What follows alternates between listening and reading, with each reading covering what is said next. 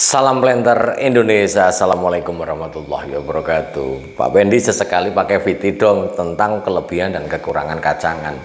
Bahwa tanaman kelapa sawit itu di lahan setelah dibuka, biasanya petani-petani akan menanam kacangan dengan banyaknya manfaat yang bisa kita ambil dari penanaman kacangan ini sendiri. Yang pertama, kita akan membahas tentang kelebihannya dulu. Yang pertama itu pasti bahwa tujuan dasar penanaman kacangan adalah untuk mengendalikan gulma. Itu adalah tujuan dasarnya.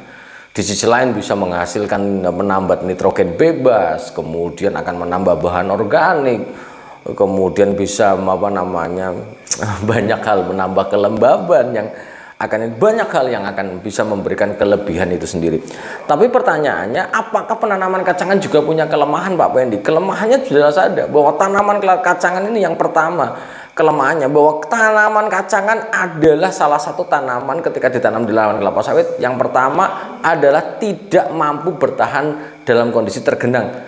Apapun itu, mau CM, mau PC, mau MB, mau MP, ataupun CP, CC, semuanya nonsen, tidak akan mampu bertahan ketika kondisinya berair. Jadi kelemahannya adalah ketika ditanam di daerah banjiran tetap tidak akan bisa bertahan. Itu yang pertama kelemahannya. Kedua, kelemahan kacangan ini sendiri adalah bahwa membutuhkan perawatan yang ekstra. Jadi menanam kacangan tidak hanya menanam saja setelah itu ditinggal pergi seperti cinta yang nggak terbalas. Bukan. Jadi setelah nanam kacangan kemudian ditinggal pergi, apakah bisa bersaing? Jawabannya adalah tidak bisa. Penanaman kacangan wajib ada perawatan kacangan itu sendiri, di mana perawatannya mulai dangir 1, dangir 2, dangir 3. Dan ingat bahwa penanaman kacangan juga membutuhkan pupuk.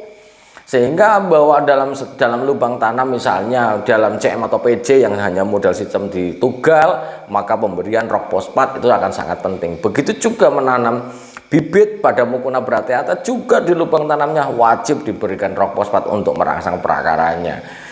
Kelemahan yang ketiga, bahwa kacangan itu juga membutuhkan perawatan bukan hanya di masa tumbuh, tapi bahwa kacangan ini juga bisa mematikan kelapa sawit. Ketika menggunakan Mucuna bracteata dengan perpanjangan perharinya sangat panjang, itu maka Mucuna bracteata itu bisa belit-belit pada tanaman kelapa sawit. Jika dalam kondisi yang dibiarkan saja, maka tanaman akan bisa mati, bahkan tidak berkembang dengan sangat baik, bahkan sampai mematikan tanaman kelapa sawit sendiri. Itu adalah kelebihan dan tanaman kacangan.